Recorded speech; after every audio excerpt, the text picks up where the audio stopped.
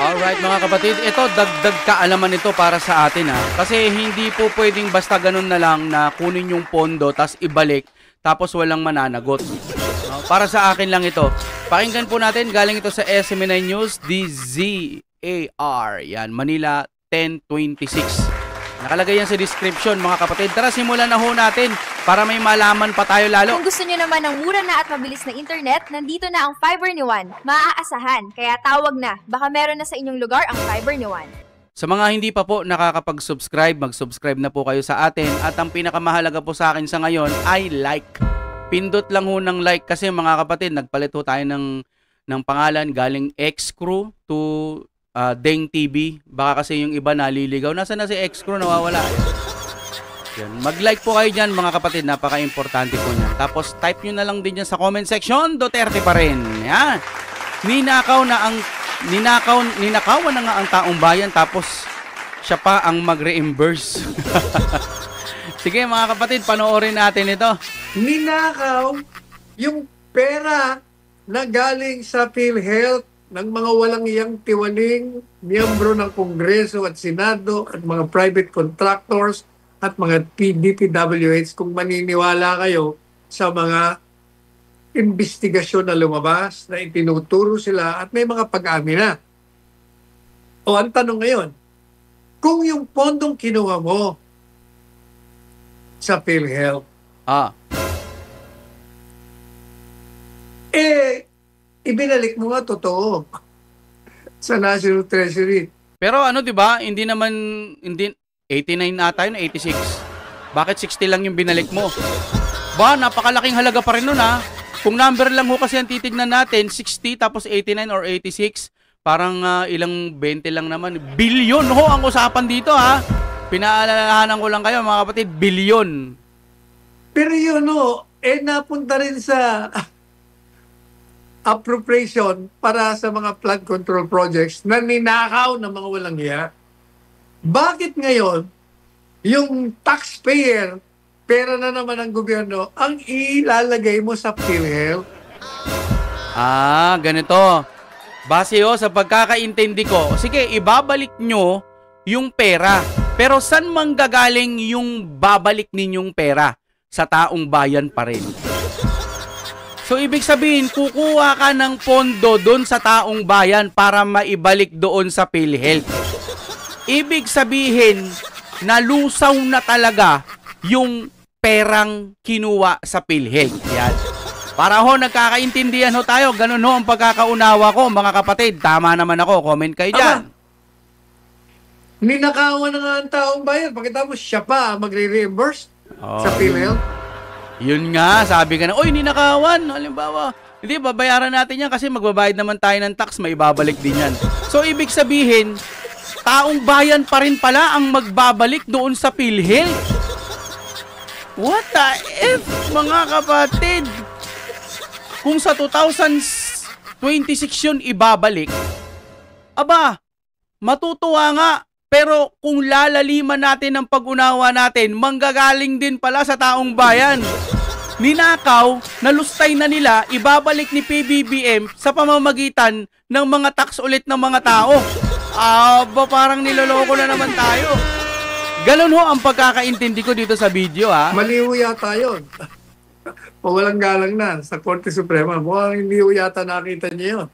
Ayun, may mali din. May mali, no? Kailangan magbalik ng mga pera, yung mga nagnakaw. Ayun, naiintindihan na natin mga kapatid. Wag ho tayong papalinlang, mas maganda pong manood tayo sa mga ganito sa SMNI News. Nasa description niya na. Kasi kung manonood tayo sa mga bias media, sasabihin nila ibabalik na po yung pera, isasama sa 2026 budget, etc. Pero pucha, sino magbabayad nun? Taong bayan pa pala. So ibig sabihin, nalustay na nila yon, yung ibabalik na pera galing sa taong bayan. Agoy. Ang saya, putik yan. Tuloy tayo. Para sa ikabubuti ng kalusugan ng taong bayan. At sa batas, kailangan huwag mong tatanggalan ng kahit na isang pera dyan. katunayan, nakalagay nga sa batas, kailangan, kung may sobra, gagamitin mo yung sobra doon sa pakikinabangan ng Oo. mga beneficiaries. At ang beneficiary at taong Tama. bayan.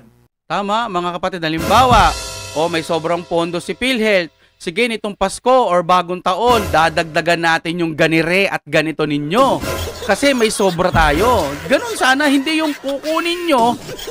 Tapos sasabihin ni Manang Claire, ipangpapagawa ng tulay para dun sa mga hindi makareach na merong PhilHealth, na walang PhilHealth sa lugar nila eh.